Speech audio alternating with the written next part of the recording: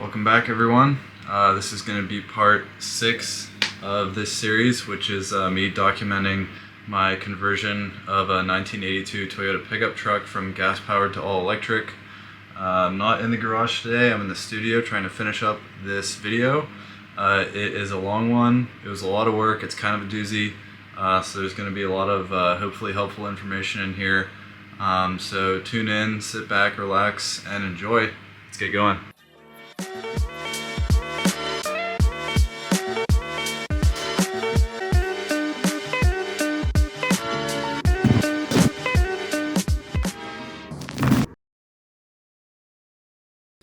Now for this conversion, I'm going to be using 3 of these Tesla Model S modules wired in series, and it's going to give me about 72 volts nominal, probably around 200 amp hours of capacity. So I will have 15 kilowatt hours, give or take, depending on the health of these batteries. They were described when they were sold to me as being at around 90% capacity. So if you don't know how Tesla batteries work, they have, depending on if you get a 85 or 100 kilowatt hour pack, they will have a number of these. I believe the car that I took this out of had 15 of these wired in series for, I think it was an 85 kilowatt hour pack. And for my project, I'm just going to be using 3 of these. I have one on the table here, and I have 2 more sitting on the ground next to the hood. Like I said, they're going to be wired in series. And essentially what each of these packs are a 6S 74P or 77P configuration, which means that there's about 400 and some change individual, there's about 400 of them in here. There are 6 series connections, and there are 74 or 77 parallel connections, so they're very, very high capacity. But this module itself is not high voltage. This module is actually only, I think, 22.6 volts nominal, and a little over 24 volts when it's charged. So they are great, they have a good lifespan, they have a lot of capacity, but you do need to connect a few in series to get a decent amount of voltage out of them. Each of these modules, like I said, I have 3, is about 50 or 55 pounds. And it's probably about 2.5 or 3 feet long and about 1 foot wide, a couple inches tall. So it's a pretty compact form factor, especially considering the amount of energy you can get out of it. You can see all the individual cells here.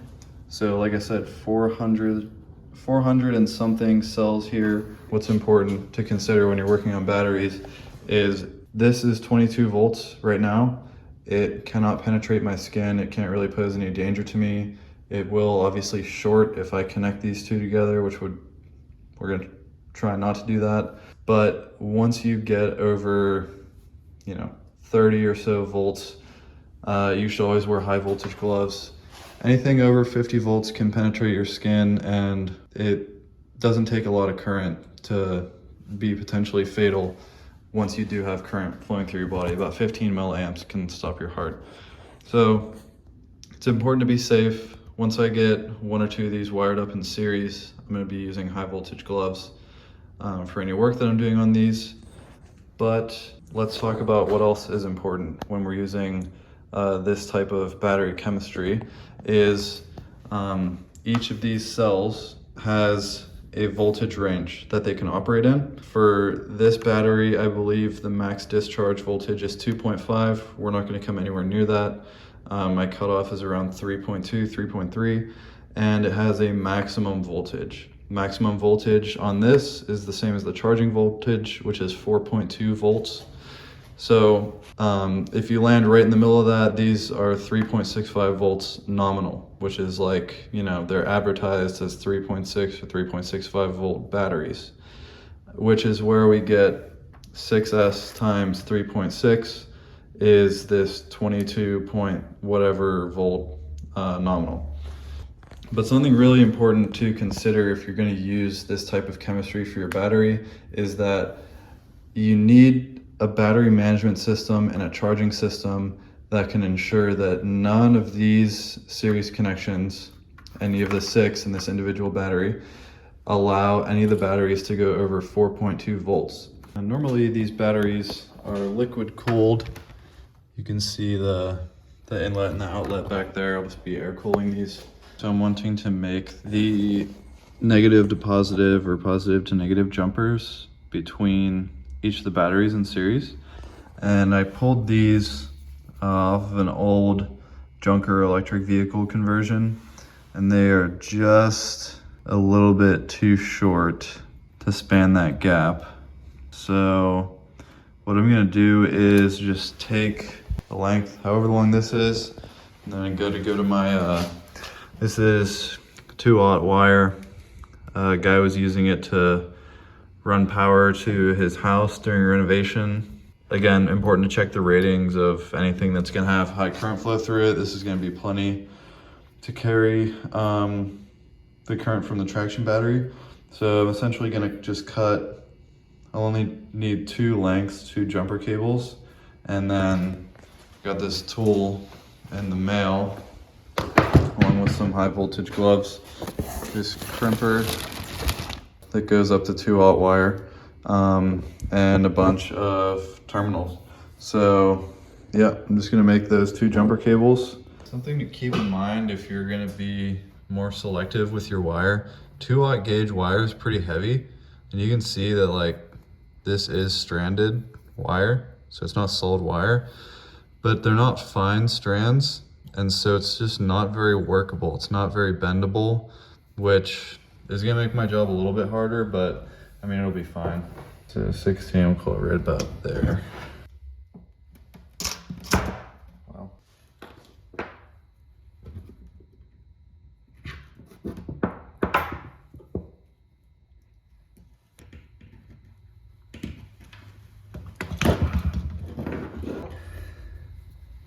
So it's crimped. I might just flow some solder down into here just for greater contact. I'm actually gonna crimp it again. There's one end. We will call that negative.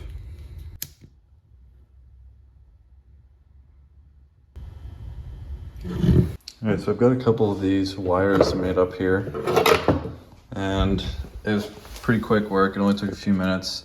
So these will jump the negative terminal to the positive terminal in between the batteries that are in series. And I think I before said this was 2-aught wire, but this is 1-aught, which is still fine.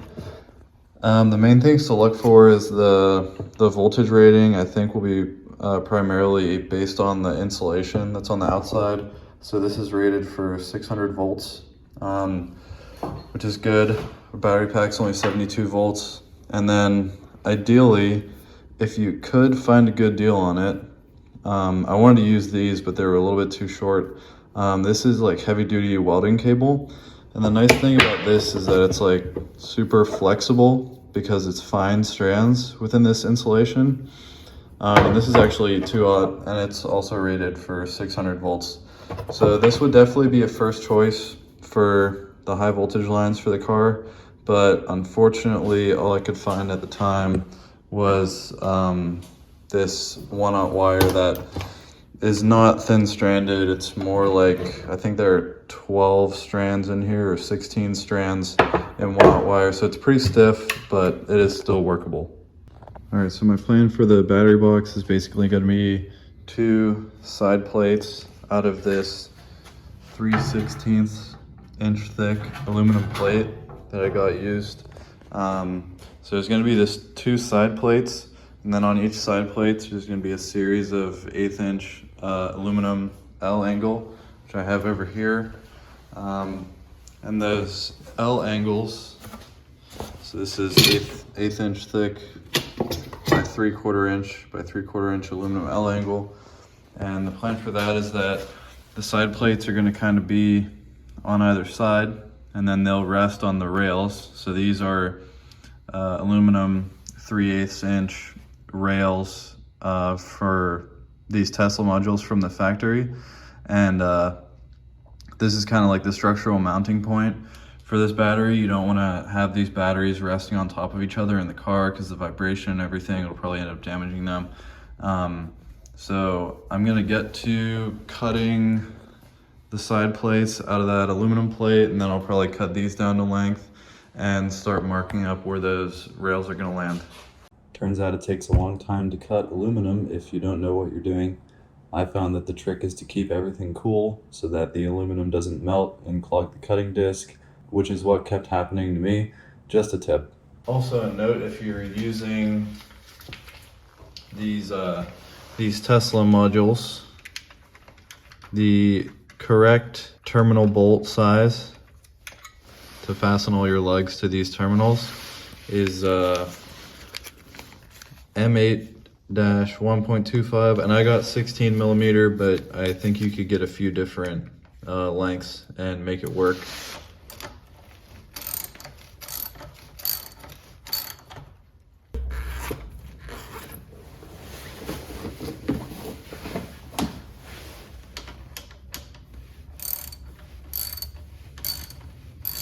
So now if we check the main negative down here and the main positive up here, hopefully you guys can see that.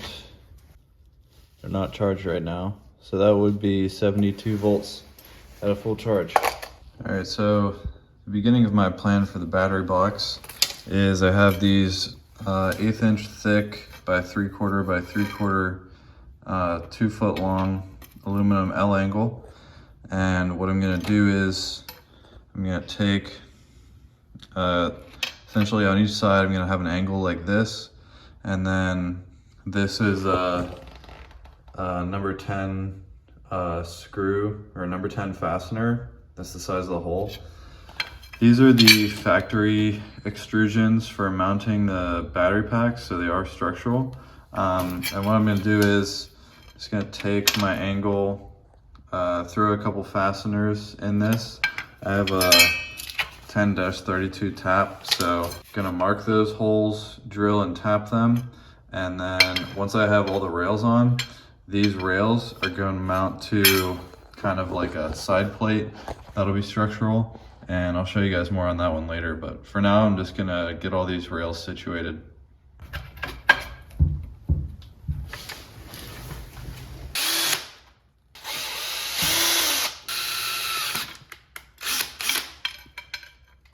Perfect. Let's tap these now. I do not have, I don't know what you'd call it, but chuck to hold the tap, so this should be super fun. Well, this is either ingenuity or really dumb, but I put the tap inside of a C-clamp, and I'm gonna see if it works. Hopefully it will. I think we're through.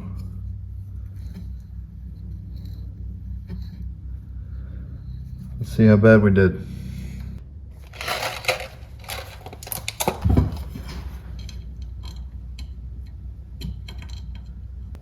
Yeah, they could probably be cleaned up a little bit. Sweet. All right, just do that a bunch of times over, then we can put these on.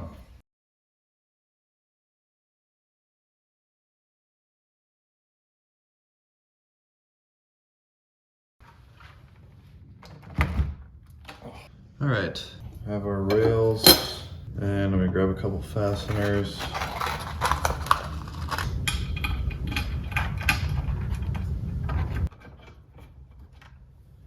If you're using aluminum like me, then you probably shouldn't make these screws too tight. You don't want to strip out the threads. All right, so what I've got now is all of these aluminum rails mounted on the side of the battery packs. So each module has a rail on each side. And what I'm gonna do now is I'm gonna set up I call them the side walls of the battery box on each side, so that I can mark out where I'm gonna have the fasteners that'll go through this end of the rail. Each of these, this is basically what it'll look like, these will be the side walls, and this will be through bolted here. on each side, and then I'll have supports going across the top and the bottom of the battery box. And since I don't want these modules load bearing on each other, I'm just going to use a piece of cardboard in between each one as sort of like kind of like a 2mm spacer temporarily. And then obviously in the final installation, this cardboard won't be here. It's just a spacer for when I'm mocking things up. So I have cardboard on the ground right now, then I have a module, then it's gonna go cardboard, module, all the way up. So I'm gonna get these modules stacked up and see what the best way to kind of mark where these through bolts are going.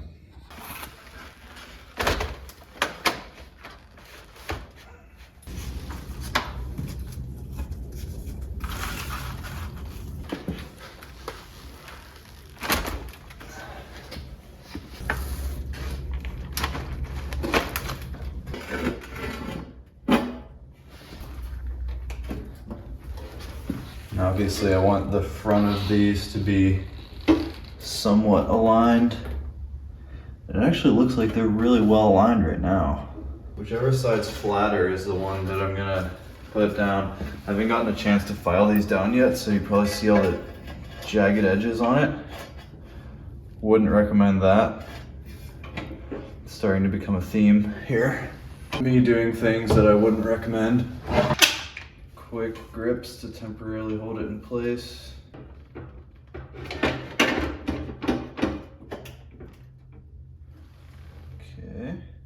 Okay, we have contact on both sides now.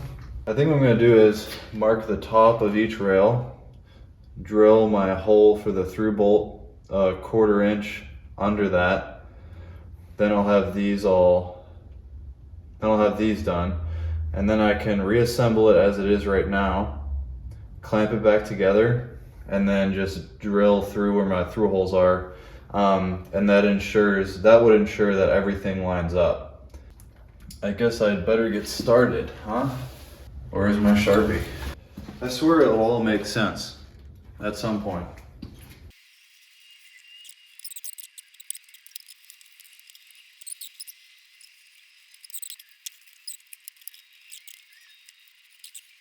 So our mounting rails landed like this. So if we want to be able to use the fasteners that I got, I'm over here grabbing them. I like the fastener to be right there, which is, we'll say the center of the hole is right there. Here I use a somewhat straight edge to mark the elevation of where the bolt holes should land. Then I can come in with my drill and know where to center it. The holes are drilled and I have it pretty much in the exact same configuration that I had it in before. This side looks like Swiss cheese, and it's because I accidentally drilled above the line, not below the line. Stupid mistakes like that happen all the time. I feel like maybe it's just me. Anywho, it's clamped back in place where it was before. I checked all the holes. All the holes line up. You can see there's channel behind each one of these that I made. These are actually existing holes in the plate. I don't know what the guy was going to use this for. But the duplicates here are mine. And yeah, it looks like they all line up. So my plan of marking it out and with Sharpie and then kind of transferring the holes over worked, so far at least. So what I'm gonna do next is I'm gonna take the same size drill bit and drill through each one of these holes so that I can get a through bolt through there. Finally picked up a tap and die set, Harbor Freight brand, because it was $12. Got the 1/4 inch, 20 threads per inch tap here. So I'm gonna drill out a pilot hole, 13/16 pilot hole at each one of these kind of spots that I've marked on the rails. And then I'm gonna tap it with a 1/4 20 tap, and we'll see if I can bolt the side plates and make this kind of one solid assembly.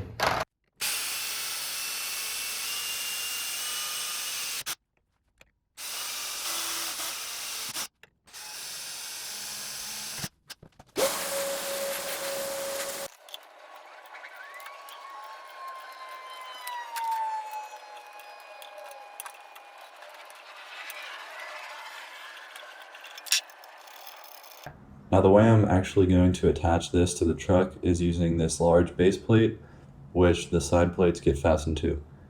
They all get connected using 4 metal L brackets with 2 fasteners in each. And here's me scooching the final assembly together with the base plate, side plates, and batteries. And a quick coffee break before throwing this in the truck. First, I sweep the area clean. Then I mark the structural rail underneath the bed, since this is what I want the battery box to be structurally mounted to. I found this vintage looking chest and thought it would be perfect to house it in, since it matches the aesthetic of this old truck. So that and that are going to be through bolted on this line, which is the frame rail below.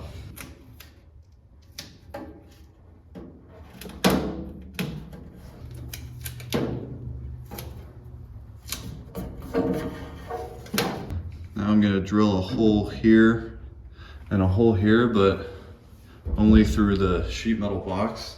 And then I'll be able to look through those, make sure I land on the white line, and then I'll drill my through hole through the actual bed and the frame below. It's lined up in a pretty good spot. I kind of lucked out because this lid can open all the way and not hit the bed here.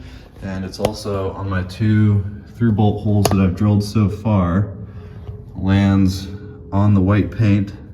So I'm going to just drill that out, drill a 1/2 inch hole for my 3/8 through bolt.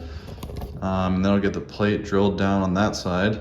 And then since there's not a frame rail that lands right here, I'm just going to, once I have it bolted in place, I'll drill 2 more through bolts, and then instead of kind of fastening it to the underside of the bed, I'll just make a little backing plate out of some scrap aluminum plate, and that should snug it down pretty good. Once you have it in place, pretty much just put a wrench on the top there, and then I just take a ratchet. And so then we're underneath the one that has the wrench on it. I have a washer and a nylon locking nut so that it doesn't come loose.